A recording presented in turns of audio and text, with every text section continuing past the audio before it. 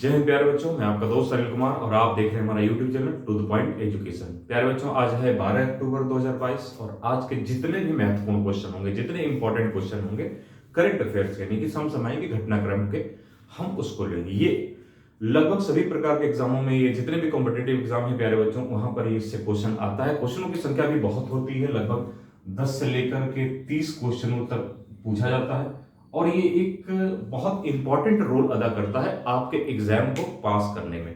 अगर दो चरणीय एग्जाम है, यानी कि प्रीलिम्स मेंस भी अगर होता है तो भी दोनों में इंपॉर्टेंट है। अगर एक एग्जाम यानी कि एसएससी के थ्रू या किसी अन्य वनडे एग्जाम जिसको कहा जाता है, जो एक परीक्षा पास करके ही आप दे सकते हैं, जिसको वनडे एग्जाम कहते हैं, उसके अंतर्गत ही विशेष रूप से ये मुख्य भूमिका अदा करता है। इस क्यों ये इंपॉर्टेंट हो जाता है प्यारे बच्चों? इसलिए इंपॉर्टेंट हो जाता है क्योंकि अमूमन जितने सब्जेक्ट्स हैं, एक तो ये होता है कि सब्जेक्ट्स पर आप टाइम भी अच्छा खासा दे लेते हैं, इसको थोड़ी सी लापरवाही यानी कि थोड़ा सा आप इसको हल्के में लेते हैं। तीसरी चीज ये हो जाती है प्यारे बच्चों की, करंट अफेयर्स के साथ सबसे बड़ी परेशानी ये है कि ये अंडर स्काई, मतलब इस आसमान के नीचे जो कुछ भी हो रहा होता है उन सबसे क्वेश्चन बन सकता है और ये डेली बदलने वाली चीज है, मतलब डेली परिवर्तनशील हो सकती है। कोई किताब या कोई बुक ऐसी नहीं जिसको आप रीड कर लें एक बार, याद कर लें एक बार और उसके बाद से हमेशा आपके काम आए। ये डेली पढ़ने वाली चीज है, इसीलिए हम आपको करंट अफेयर्स का डेली डोज प्रोवाइड करते हैं। लगभग आधे घंटे की हमारी क्लास होती है। आधे घंटे के अंदर हम आपको जितने भी इंपॉर्टेंट क्वेश्चन हो सकते हैं एग्जाम में आने योग्य, वो सारी बातें करते हैं।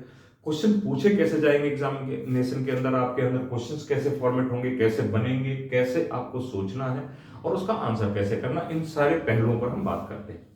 ठीक है, तो स्टार्ट करते हैं आज का सेशन हमारा करंट अफेयर्स का। पहला क्वेश्चन ले लेते हैं करंट अफेयर्स का। पहला क्वेश्चन हमारा है स्पोर्ट्स डे।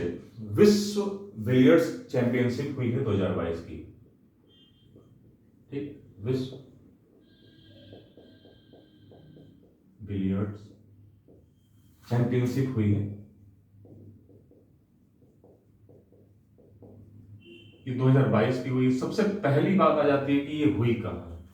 ठीक, तो ये हुई कहां है? कुआलालंपुर।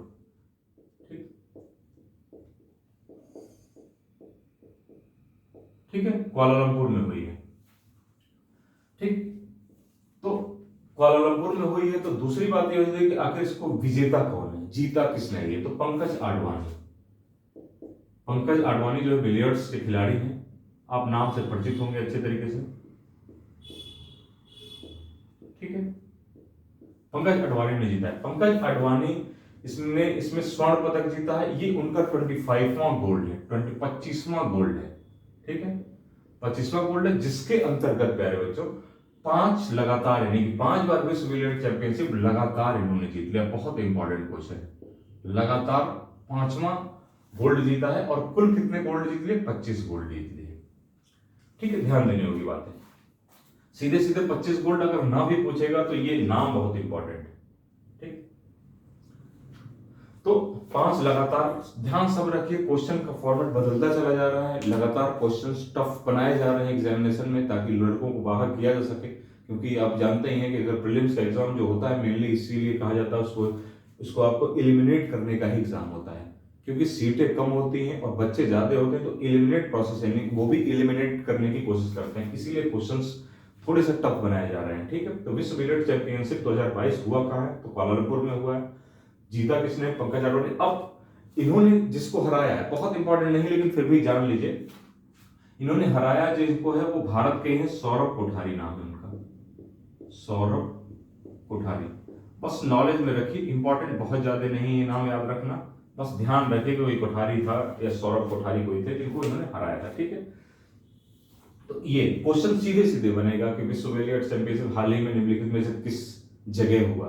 तो इंडोनेशिया, मलेशिया, कुआलालंपुर ये दे देगा, तो आपको कुआलालंपुर याद रखना है। हाल ही में विश्व बिलियर्ड चैंपियनशिप किसने जीता है? तो पंकज आडवाणी ने। ठीक, 25वां गोल्ड और 5वां लगातार किया है। इंपॉर्टेंट क्वेश्चन है, ध्यान देने वाली बात है प्यारे बच्चों। ठीक, क्वेश्चन फॉर्मेट से क्या फायदा होता है प्यारे बच्चों? क्वेश्चन फॉर्मेट से ये फायदा हो जाता है आपको कि आप उस तरीके से कम सोचने लगते हैं, एग्जाम को उसी तरीके से सोचने लगते हैं और आपको चीजें ध्यान आने लगती हैं। ठीक, इसलिए बहुत जरूरी। अगला क्वेश्चन लेते हैं।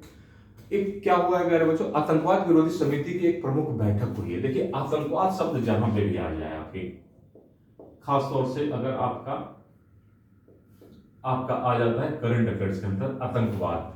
आतंकवाद से अगर शब्द कोई भी आ जाए, कोई सम्मेलन हो रहा है, उस पर कुछ सेमिनार किया गया, कुछ भी किया गया आतंकवाद पर, कोई आतंकवाद विरोधी कोई चीज की गई है, आतंकवाद विरोधी, ठीक, यानी कि अपोजिट, आतंकवाद के, टेररिस्ट के अपोजिट में कोई चीज की गई है, वो इंपॉर्टेंट होता है। मैं इसीलिए आपको साथ साथ बताते चलता हूं कि अगर आप इन केस किसी कारणवश अगर आप ये भी नहीं कर सकते कि भाई इस वीडियो को देख सकें चीजें तो आपका एक हैबिट डेवलप हो जाए कि आपको पढ़ना कैसे है। आपको कोई भी किताब या कोई भी बुक पढ़नी हो, कोई भी मैगजीन पढ़नी हो, करंट अफेयर से रिलेटेड चीज पढ़नी हो, किसी भी चीज से रिलेटेड पढ़ती हो, तो आपकी एक हैबिट डेवलप हो जाए ताकि आप किसी के आदी न रह जाएं, ठीक है।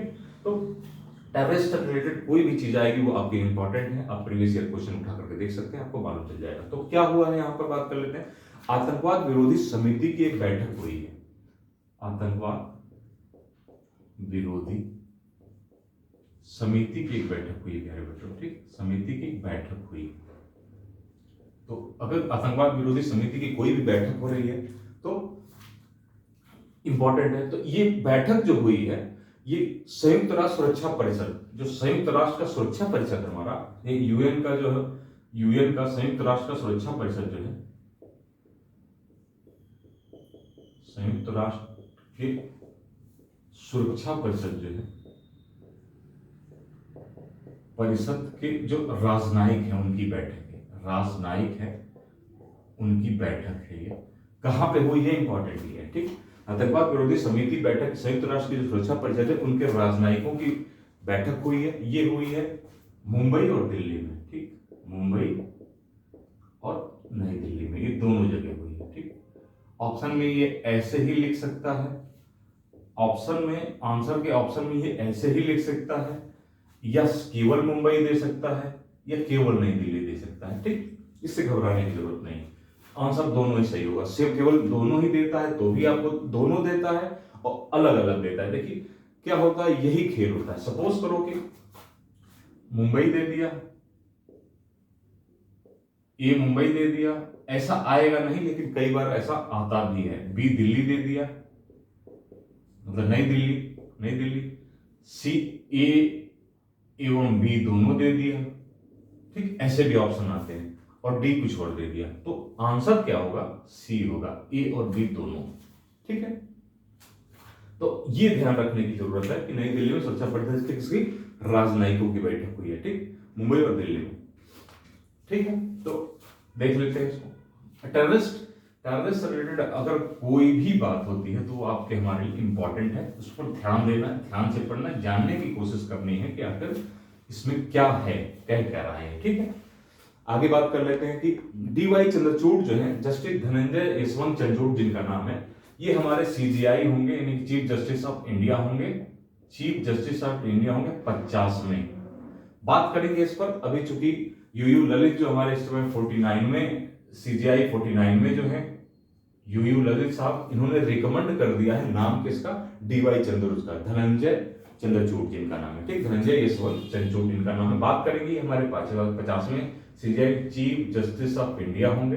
अभी सब नाम दिमाग में रखिए क्योंकि इन्होंने आगे कर दिया, अगले मंथ में कार्यकाल खत्म हो रहा है यूयू ललित साहब का, चीफ जस्टिस ऑफ इंडिया इस समय जो हमारे हैं 49 में, इनका कार्यकाल खत्म होगा तो अगले महीने में शपथ ग्रहण जो होगा वो चंद्रचूड़ साहब का होगा। तब हम इस पर ठीक ठाक से बात करेंगे, अच्छे से बात करेंगे, बाकी चीजों पर बात करेंगे। लेकिन एक बता दिया आपको जनरली, चूंकि एक इंफॉर्मेशन है और इंफॉर्मेशन चूंकि दिमाग में रहेगी तो अगली बार जब बताएंगे तो एक तरीके से आपका रिवीजन हो जाएगा, ठीक है। अगला क्वेश्चन ले लेते हैं।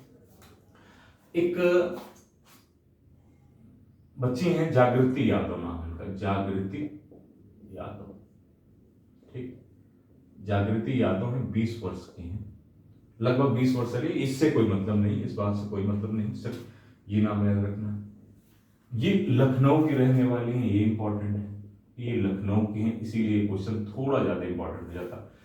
इनको क्या है, यूनाइटेड किंगडम जिसको ब्रिटेन भी कह सकते हैं, यूनाइटेड किंगडम का भारत के अंदर एक दिन का राजनयिक बनाया गया, ठीक है। जागृति यादव को एक दिन का राजनयिक बनाया गया है, ठीक, ठीक, क्या बनाया गया, राजनयिक बनाया गया, कितने दिनों का, एक दिन का, ठीक। यूके के उच्चायुक्त, राजनैतिक कह लीजिए या उच्चायुक्त कह लीजिए, ठीक, राजनयिक कह लीजिए, उच्चायुक्त कह लीजिए, उच्चायुक्त कह लीजिए, इनको बनाया गया एक दिन का उच्चायुक्त, ठीक। अब आप सोचेंगे कि क्यों एक दिन का, कैसे बनाया गया है एक दिन का, कहां कहां का, यूके का, ठीक। इंपॉर्टेंट क्यों है ये भी बात करेंगे, यूके का, ठीक है। राजनयिक बनाया गया है, चलती है तो चूंकि लखनऊ की रहने वाली है इसलिए ये बात हो रही है, हालांकि कहीं पे भी होती है तो बात होती जरूर, ठीक। अब ये बनाया क्यों गया है, एक प्रतियोगिता है, यानी कि एक जो है कंपटीशन लिया जाता है, एक प्रतियोगिता की जाती है, ठीक। उसका नाम है high commission for a day. ये जो प्रतियोगिता है उसका नाम है high commission for a day, ठीक, फॉर ए डे। इसकी विजेता है ये जागृति यादव है ना, उन्होंने इस प्रतियोगिता को जीता है, जिसके अंतर्गत ये था कि एक दिन का उच्चायुक्त बनाया जाएगा। इसी प्रतियोगिता को जीतने की वजह से इनको यूके का एक दिन राजनयिक बनाया गया है। ये प्रतियोगिता 2017 से लगातार हो रही है, ये 2017 से प्रतियोगिता लगातार हो रही है। तो अगर आप भी पता कर लीजिए high commission for a day प्रतियोगिता के बारे में, ठीक। और आप भी अगर उच्चायुक्त या राजनयिक बनना चाहते हैं एक दिन के लिए तो आप बन सकते हैं, बाकी क्लॉज उसके अंदर होते हैं। लेकिन अभी हमारे लिए ये इंपॉर्टेंट क्वेश्चन है क्योंकि एक कॉन्टिनेंट की बनाई गई हैं और लखनऊ से बिलोंग करती हैं, इसीलिए इंपॉर्टेंट है। खास तौर से ये मैंने आपको बताया कि यूपी स्पेशल का भी क्वेश्चन हो जाता है, एक तरीके से यूपी में पूछा भी जा सकता है क्योंकि लखनऊ की रहने वाली, ठीक। अगला क्वेश्चन ले लेते हैं प्यारे बच्चों, सतत पर्वतीय विकास शिखर सम्मेलन, ठीक, सतत पर्वतीय विकास शिखर सम्मेलन, ठीक, सम्मेलन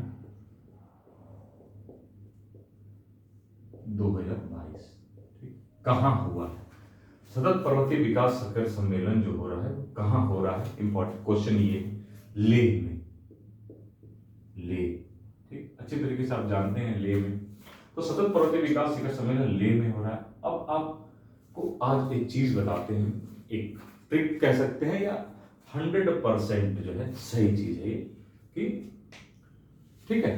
तो होगा क्या ये बीच में होगा 10 से 12 अक्टूबर के, 10 से 12 अक्टूबर, ठीक, अक्टूबर के बीच में ये सम्मेलन 2022 में होगा। चल रहा है ये समय, आज इसका आखिरी दिन है, 12 अक्टूबर है तो आज इसका आखिरी दिन है, ठीक। सतत पर्वतीय विकास शिखर सम्मेलन 2022 लेह के अंदर। और अगर जहां नाम ये आ जाए, सतत, सतत शब्द आते ही समझ जाइए एक तो पहले इंपॉर्टेंट हो जाएगा क्वेश्चन। दूसरी चीज है अगर आपको ऑप्शन ना भी पता हो और कहीं पर पर्यावरण से संबंधित कोई चीज दी हो, पर्यावरण, ठीक, ऊर्जा, नवीकरणीय ऊर्जा की बात की जा रही हो, नवीकरणीय ऊर्जा की बात की जा रही हो, ठीक, ग्लोबल वार्मिंग से रिलेटेड कोई बात की जा रही हो, यानी कि ग्लोबल वार्मिंग जो होता है उसकी बात की जा रही हो कहीं, ठीक, वार्मिंग की बात की जा रही, प्रदूषण कम करने की बात की जा रही है, इस तरीके का मतलब जितने भी हैं, ग्रीन एनर्जी, ग्रीन की बात की जा रही है, तो आप समझ लीजिए कि वो आंसर होने की संभावना 90% बन जाएगी, ठीक। अगर आप उस कंडीशन में, अगर आपको नहीं कोई ऑप्शन समझ में आ रहा है तब, जहां इस तरीके की चीजें सतत विकास लिखा हो, सतत, तो ये क्या, सतत पर्वतीय विकास सम्मेलन, यानी कि पर्वतीय जितने भी क्षेत्र हैं, जैसे लेह लद्दाख आप देखते हैं पर्वतीय क्षेत्र, JNK हुआ, हिमाचल प्रदेश हुआ, उत्तराखंड हुआ, आसपास के जितने भी उनके लोगों का एक सम्मेलन है, ताकि चूंकि यहाँ जो पर्वतीय जो जितने भी क्षेत्र हैं यहाँ पर मुख्य आर्थिक मुख्य जितने भी इकोनॉमी फैक्टर, यानी इकोनॉमी वहां कैसे चलती है, तो वहां चलती है टूरिज्म से, टूरिज्म चलती है, ठीक है, किससे चलती है, टूरिज्म से चलती है। तो उसके ऊपर सतत पर्वतीय विकास कैसे करके टूरिज्म को बढ़ावा दिया जाए, कैसे वहां पर पर्यावरण को रखा जाए बेहतर तरीके से, कैसे वहां पर नवकरणीय ऊर्जा यानी कि जो आपकी ग्रीन एनर्जी की बात की जाती है कैसे यूज किया जाए, इन पर एक शिखर सम्मेलन हुआ है 2022 में। कहां हुआ, लेह में। मैंने आपको बताया ये चीज ताकि आपको इसके आसपास पता है, ठीक। तो इससे रिलेटेड चीज ये यहाँ पर खत्म होती है, ठीक है प्यारे बच्चों। धीरे धीरे करके मेरा उद्देश्य सिर्फ ये है प्यारे बच्चों, क्वेश्चन बताते हुए आपको कम से कम इस दिशा में सोचने का मौका दिया जाए, ताकि आप चाहे कोई सब्जेक्ट पढ़ें, अगर आप ज्योग्राफी पढ़ते हैं आप ज्योग्राफी पढ़ रहे हैं, हिस्ट्री पढ़ रहे हैं, सबको तरीका यही है। उन बच्चों को थोड़ी दिक्कत ज़्यादा होती है जिनकी स्कूलिंग बहुत अच्छी नहीं हुई है और वो एकदम से सब्जेक्ट उठा लेते हैं, बड़े बड़े सब्जेक्ट, तो वो पढ़ते तो बहुत हैं लेकिन जब एग्जामिनेशन हॉल में जाते हैं तो उनको परेशानी बहुत ज़्यादा होने लगती है। इसके परेशानी के पीछे यही चीज़ है, मैंने आपको बताया कि तैयारी यानी कि प्रिपरेशन या प्रैक्टिस। ठीक, प्रैक्टिस सही से नहीं हो पाती। प्रैक्टिस भी करते हैं लेकिन उस चीज़ की नहीं करते हैं पाते हैं जिनको जो एग्जामिनेशन हॉल के अंदर पूछा जाता है। जिस दिन आप एग्जामिनेशन हॉल के अंदर पूछे जाने वाले चीज़ों की प्रैक्टिस ही पहले कर लेंगे तब तक उन बच्चों को दिक्कत नहीं होगी। कॉन्वेंट स्कूल से पढ़े हुए बच्चे या जो बेहतर स्कूलिंग के साथ में पढ़े हुए बच्चे हैं उनको थोड़ी समस्या इसलिए कम आती है क्योंकि उनकी स्कूलिंग में ही धीरे धीरे करके चीज़ें सिखाई जाने लगी हैं यहाँ से रिलेटेड। मतलब यहाँ जो पूछा जाना है लगभग इस तरीके का सोचना वो पहले से ही एक तरीके से सोचने का बताने लगते हैं, इसलिए उनको परेशानी थोड़ी कम होती है। इनको सिर्फ पढ़ना होता है क्योंकि वो इसी वे में पढ़ रहे होते हैं। और जो हमारे बच्चे ग्रामीण अंचल से हैं, जो ग्रामीण परिवेश से हैं या जो शहर में भी रहते हैं लेकिन मध्यवर्गीय या लोअर मध्यवर्गीय परिवार हैं जिनकी स्कूलिंग अच्छी नहीं है, बहुत अच्छे स्कूलों में नहीं पढ़ सकते, उनके साथ परेशानी होती है कि वो उनको ये प्रैक्टिस पहले नहीं कराई जाती और वो जब एकदम से बड़े एग्जाम में कंपटीशन एग्जाम के अंदर आते हैं तो उनको थोड़ी दिक्कत होने लगती है। इसी चीज को दूर करना मेरा प्राथमिक ध्येय है। ठीक है, मेरा काम ही यही है कि मैं इस तरीके से आपको बता सकूं ताकि आपको फायदा हो। आप यहाँ पढ़े ना पढ़े वो अलग बात है, लेकिन ये सेशन आप अटेंड करें जरूर थोड़े दिनों का, ताकि आपके जीवन में खुद आप इस तरीके से सोचना शुरू कर दें। फिर आप अपनी बुक रीडिंग करिए, कोई बहुत ज्यादा समस्या नहीं आएगी। ठीक है पहले आइए अगला क्वेश्चन ले लेते हैं। अब आप देखिए 36वां राष्ट्रीय खेल, मैंने बताया था आपको 36वां राष्ट्रीय खेल जो है वो गुजरात के अंदर हो रहा है। ठीक, अब अगला ये आ गया कि 37वां राष्ट्रीय खेल आखिर कहाँ होगा। छोटा सा फैक्ट है, 37वां राष्ट्रीय खेल कहाँ होगा, तो 37वां राष्ट्रीय 36वां है और ये 2023 में होगा, ये 2022 में हो रहा है, ये 2023 में होगा, ये होगा गोवा में। ठीक है, बस एक फैक्ट है जिसको याद रखना है, कोई बात नहीं यहाँ पर कि 37वां राष्ट्रीय खेल गोवा के अंदर होता है। अगला क्वेश्चन ले लेते हैं कि फीफा महिला विश्व कप हो रहा है, फीफा का ठीक महिला विश्व कप, महिला अंडर 17 विश्व कप, महिला अंडर 17 विश्व कप हो रहा है। इंपॉर्टेंट बहुत ज्यादा है कि ये कहाँ हो रहा है, यही क्वेश्चन इंपॉर्टेंट है। ये हो रहा है भारत में, ठीक, अभी हाल ही में जयपुर के अंदर, राजस्थान। ठीक, राजस्थान जयपुर में। ठीक, भारत में पहली बात तो देखिए, भारत में दो तरीके से क्वेश्चन ही पूछा जा सकता है। कैसे पूछा जा सकता है कि फीफा का महिला अंडर 17 विश्व कप कहाँ हो रहा है, तो ये भी ऑप्शन में दे सकता है, और अगर बहुत नियरेस्ट देगा तो ये भी ऑप्शन में दे सकता है, जयपुर भी दे सकता है, भारत भी दे सकता है। तो भारत दे तो भारत मारिए, जयपुर दे तो जयपुर मारिए, कोई इसमें टेक्निकली कोई रॉकेट साइंस नहीं है, नॉर्मल सी बात है। इसको ये आप एक फैक्ट है, इसको याद रखना है। ठीक, दूसरी चीज इंपॉर्टेंट यहां से क्या हो जाती है, जो भारत की महिला टीम है उसकी कप्तान कौन है, क्वेश्चन पूछा गया है, कई बार क्वेश्चन पूछा गया इस तरीके का कि चूंकि महिला चूंकि मैंने आपको बताया था कि महिला जहां शब्द जो क्वेश्चन इंपॉर्टेंट होता है। विश्व कप फीफा का हो रहा है, फेडरेशन इंटरनेशनल फेडरेशन है ये फुटबॉल की। ठीक, इसलिए इंपॉर्टेंट है। कप्तान कौन है इनकी, कप्तान इनकी है अस्मत उरांव, अस्मत उरांव नाम है, नाम ध्यान रखिएगा इसका, इनका उरांव, अस्मत उरांव नाम है। क्या नाम है, अस्मत उरांव नाम है इनका, नाम ध्यान रखें। कप्तान जो भारतीय महिला अंडर 17 टीम की हमारी कप्तान।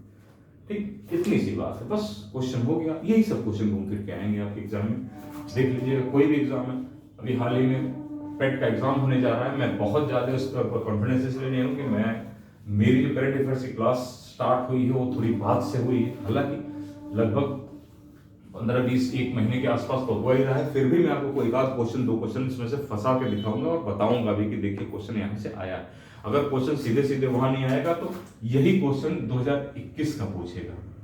ठीक, 2021 सितंबर अक्टूबर का पूछ सकता है, क्योंकि सितंबर अक्टूबर में एग्जाम है, तो आप मान के चलिए कि एक वर्ष का ईयर, एक साल का आपका पूछेगा। ठीक है, लास्ट के अगर आप देखें तो लास्ट के 5-6 दिन बचे हैं, टोटली सबको छोड़ के करंट अफेयर्स पर जुट जाइए। 5-7 क्वेश्चन, 10 क्वेश्चन कहीं नहीं गए आपके, और इस समय आप अलग कुछ पढ़ भी नहीं सकते, करंट अफेयर्स ही पढ़ सकते हैं। तो इस पर भी बात होगी, जब एग्जाम हो जाएगा उसके बाद बात होगी। नेक्स्ट क्वेश्चन लेते हैं। अभी क्या हुआ है प्यारे बच्चों की केंद्रीय कानून और न्याय मंत्रालय ने क्या किया है कि 3 नए चीफ जस्टिस मुख्य न्यायाधीश अलग अलग राज्यों के घोषित किए हैं। ठीक है, नाम लिख करके इधर मैं राज्य लिख दूंगा। ठीक, इंपॉर्टेंट होता है जो लेटेस्ट एग्जाम होने वाला होगा 2 महीने 3 महीने के अंदर, उसके लिए ज्यादा इंपॉर्टेंट है। वैसे बहुत ज्यादा इंपॉर्टेंट नहीं है, जानना जरूरी है क्योंकि अगले 2-3 महीनों में जो एग्जाम होंगे वहां पर ये क्वेश्चन कई बार पूछे जाते हैं। तो सबसे पहले देख लेते हैं जम्मू कश्मीर और लद्दाख पे। ठीक, जम्मू कश्मीर और लद्दाख के, ठीक, लद्दाख के जो मुख्य न्यायाधीश, ठीक, नए मुख्य न्यायाधीश बनाए गए हैं, राज्य के मुख्य न्यायाधीश, ठीक, मुख्य न्याय, ठीक है, बनाए गए उनके राज्य के। तो जम्मू कश्मीर और लद्दाख के मुख्य AM मागरे, AM मागरे, ठीक, नाम बस ध्यान रखिएगा, मागरे साहब हैं। दूसरे जो बदले हैं वो कर्नाटक के बदले हैं। ठीक, कर्नाटक के नए मुख्य न्यायाधीश बने हैं, कर्नाटक के नए मुख्य न्यायाधीश बने हैं प्रसन्ना वी वर्ले, प्रसन्ना वी वर्ले, ठीक, ध्यान रखिएगा। तीसरे जो बदले हैं हमारे जम्मू कश्मीर लद्दाख के हो गए, कर्नाटक के हो गए, और तीसरा हमारे हैं राजस्थान के मुख्य न्यायाधीश चेंज हुए हैं। क्या नाम इनका? पंकज मित्तल, पंकज मित्तल, ठीक है, पंकज मित्तल। नाम ध्यान रखना, AM मागरे, प्रसन्ना वी वर्ले, पंकज मित्तल, ये 3 नाम है। इन तीनों मुख्य न्यायाधीश हुए हैं, ये राज्यों के मुख्य न्यायाधीश चेंज हुए हैं, ठीक, कानून एवं मंत्रालय के द्वारा। ठीक, तो मैंने बात की आपको लगभग करंट अफेयर्स के लगभग क्वेश्चंस करा दिए। आज फैक्ट ज्यादा था, जाने के लिए बहुत कुछ नहीं था, इसलिए चीजें इसे में किसी दिन फैक्ट ज्यादा होता है, किसी दिन वो होता है।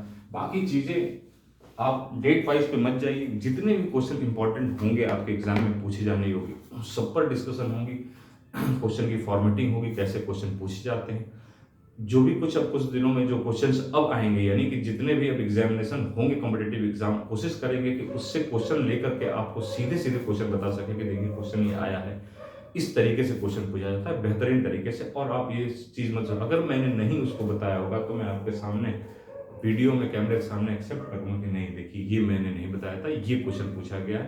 क्वेश्चन कई बार ऐसा होता है दोस्तों, 10 क्वेश्चन में से 2-3 क्वेश्चन उल जरूर भी पूछे जाते हैं होपलेस करने के लिए, कि बच्चा ये सोच करके उनके पीछे पड़ जाए कि आखिर कौन सी किताब पढ़ लूं ताकि ये मेरा कवर हो जाए। अगर आपके 10 क्वेश्चन किसी भी एग्जाम में पूछे जाते हैं, उसके अंदर से आप 7 क्वेश्चन कर रहे होते तो ये बहुत अच्छा स्कोर आपका माना जाएगा, क्योंकि अमूमन ये स्ट्रेटजी होती है एग्जामिनर की कि वो 3 क्वेश्चन ऐसे दे दे जिसके पीछे आप भाग करके अपने ये 7 क्वेश्चन भी खराब कर ले। ये आप बहुत सारे लोगों ने बताया होगा, कोई मैं पहला व्यक्ति ऐसा नहीं हूं जो बता रहा हूं, लेकिन ये चीज आप ध्यान रखिए कि आप इस चीज को आत्मसात कर लीजिए कि 10 जिस एग्जाम में भी 10 क्वेश्चन पूछे जाएंगे उसमें 7 क्वेश्चन आप करने के लायक होंगे, आराम से कर सकते हैं, नॉर्मल पढ़ाई से कर सकते हैं। लेकिन इन 3 क्वेश्चन के पीछे जो बच्चा पढ़ता है वो अपने 7 क्वेश्चन गंवा देता है। ठीक, ये ध्यान रखने की जरूरत, एक्सपीरियंस से बताया जा रहा है, कोई बरगलाने की जरूरत बात नहीं है कि बस बोर्ड पर खड़े हो गए और आपको बताना शुरू कर दिया, ऐसी कोई बात नहीं। आप जो भी परेशानी हो आप कमेंट सेक्शन में दे सकते हैं, अपना नंबर डाल सकते हैं, अगर कोई परेशानी हो तो आप मुझसे पूछ सकते हैं। स्ट्रेटजी के बारे में पूछना हो, क्वेश्चन पूछे कैसे जाते हैं, क्या पढ़े, कौन सी किताबें यूज करें, जितनी भी जानकारी किसी भी कॉम्पिटेटिव एग्जाम के विषय में आप जानना चाहते हैं तो आप हमसे पूछ सकते हैं। मैं आपका दोस्त अनिल कुमार और आप देख रहे हैं हमारा YouTube channel to the point education. प्यारे बच्चों, सब्सक्राइब करिए, दोस्तों के साथ शेयर करिए, जितने संसाधन अवेलेबल हो सकते हैं अभी अपने के द्वारा, इसके स्टार्ट से एक छोटी सी शुरुआत है। उम्मीद करेंगे कि अगर आपके सहयोग से इसी तरीके से धीरे धीरे करके आगे बढ़ें तो और भी फैसिलिटीज और भी सुविधाओं के साथ आगे आपके सामने प्रस्तुत होंगे। जय हिंद, नमस्कार।